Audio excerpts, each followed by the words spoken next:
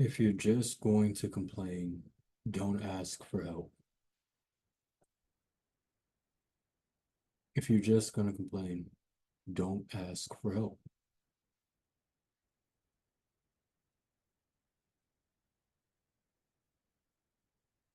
If you just want to vent for the sake of venting, don't ask for help. Just release because you're doing yourself a disservice by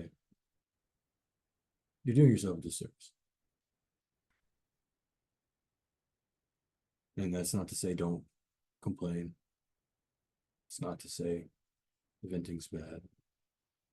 It's not to say that having these normal human outbursts is wrong. Nope.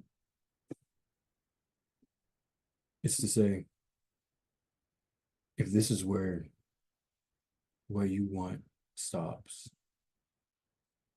then don't even start to begin with.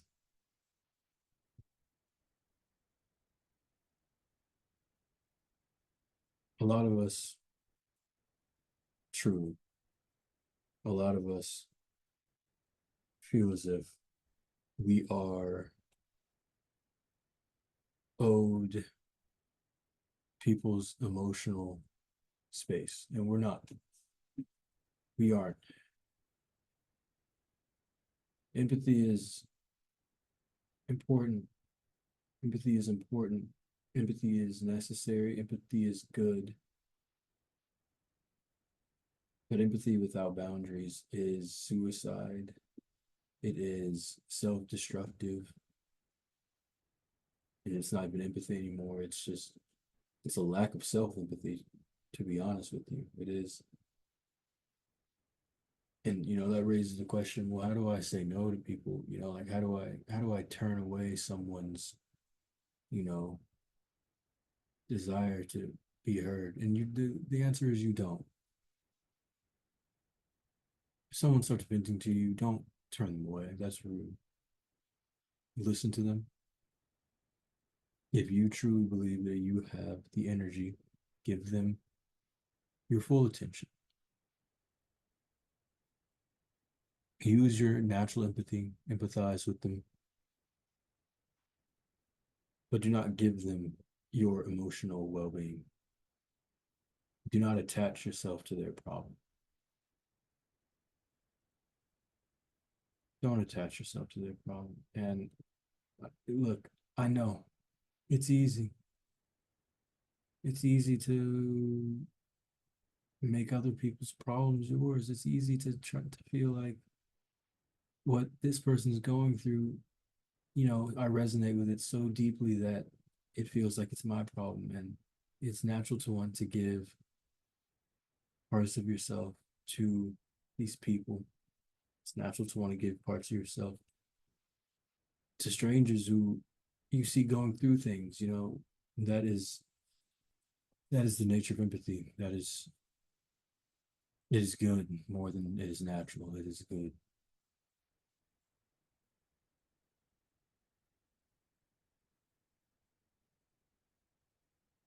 But again, you cannot just give empathy willy-nilly. You know, your emotional well-being comes first, and it has to be directed towards you, and then your loved ones, and then everyone below there. But don't get it out of order.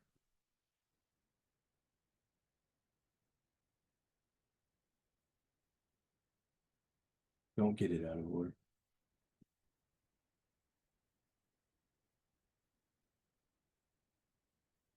If you feel like venting, be careful.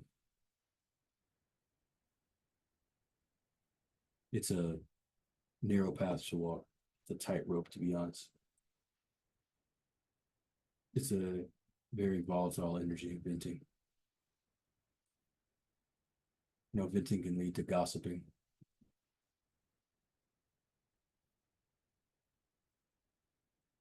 From what I've seen, gossiping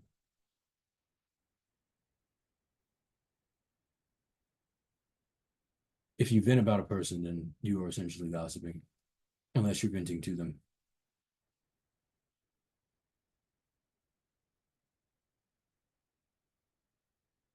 I think it's natural to vent in private. I think it's, I don't know if it's good to vent in private about another person. I don't know if it's good to express vocally your thoughts about another person to another person. I don't know. I don't know where I stand with that one. But I do know that if you are to express your emotions, then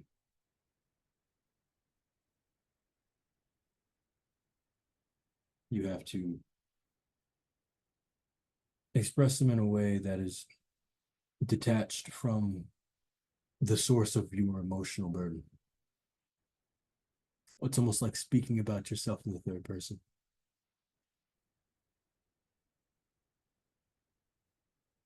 And this is out of respect, especially when it's about people. This is about respect. This is about the energy that you put out into the world.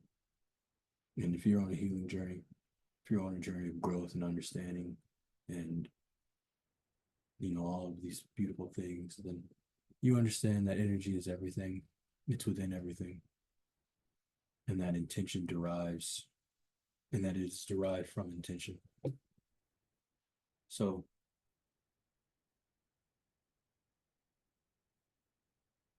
if you vent,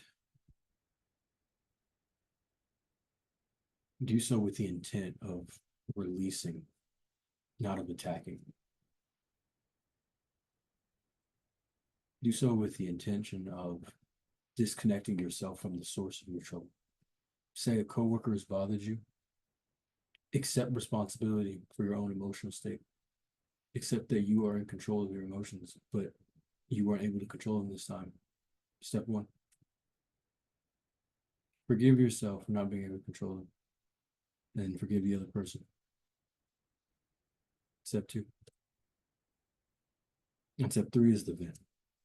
Then vent, because now you've put it into order. And this is quick. Now you can put it into order. Now you can express your emotions. You know, you've processed them. I'm describing processing your emotions. And it's healthy that way. It's good. It's so good. It's so good to do that. It just keeps you innocent. And I don't mean from culpability. I mean like your soul. It keeps your soul innocent. It keeps negativity from seeping in.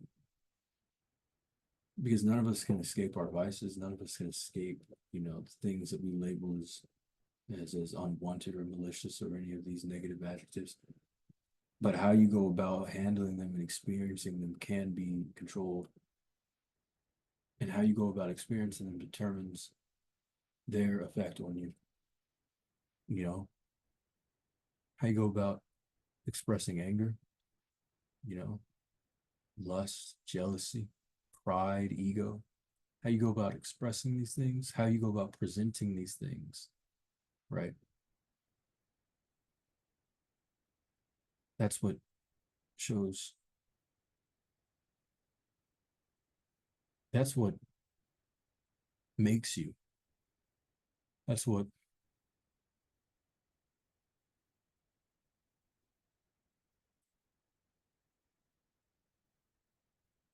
I think we live in a world where we're encouraged to express ourselves and our emotions and be ourselves, which is great, but it's not that simple because, a lot of times we can just want to scream, and I get that, but you can't always scream the self. You can't always shout the self in the rooftops. Sometimes the self should be quiet, but it should still be expressing itself. And a lot of us don't know how to do that. A lot of us are only taught self-expression in a handful of ways, you know, loud, aggressive, you know, dominating. These are just some ways, but you can't always be loud and aggressive. You can't always be dominating. You have to be able to express yourself. And again, I'm speaking of all parts of yourself, negative and positive, in ways that are sustainable and healthy. Mainly the first part, sustainable. Sustainability with self-expression is so important. We can't always be the star of the show, but you can still be a star. You can be one of many. A lot of us feel like if we're not the center of attention, then we don't exist at all, but that is not true. You exist. You are real, and you are still a star, even if you're not always at the center of it all.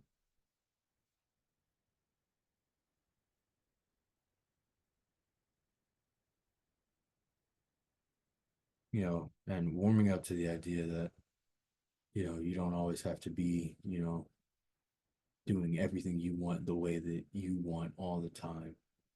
Having some humility and realizing that you can still do what you want all the time, but it doesn't always have to be in such an ostracizing way, in a way that alienates you, in a way that drains you, in a way that you don't actually want, but that you've been taught and shown is the only way to be yourself. Once you warm to that idea, it makes a lot of things easier. Makes a lot of things easier, man, and it relaxes you. And once you're in that relaxed state, you're able to become yourself seamlessly, quickly. You're able to become yourself and develop into yourself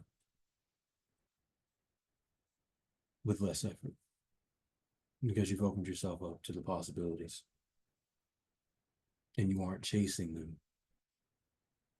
You're not overwhelmed by potential. You are accepting of potential. And when you accept it, it accepts you. And the rest sorts itself out. And that's when life becomes easy. That's when life sorts itself out. When you're aligned with your purpose. So be careful how you go about expressing your emotions. Express them, feel them, show them, but be careful about how you do it. Be careful about the way that you show yourself. This one was like an extension of yesterday's, but more on the emotional aspect of it, the intangibles that we can sometimes lose track of, but are just as important to our development and our self-image and our sense of self and our growth in life. Man, oh my gosh. Y'all, it's been a day. Just got back from the gym, took a shower. Gotta edit this video, get it up. One more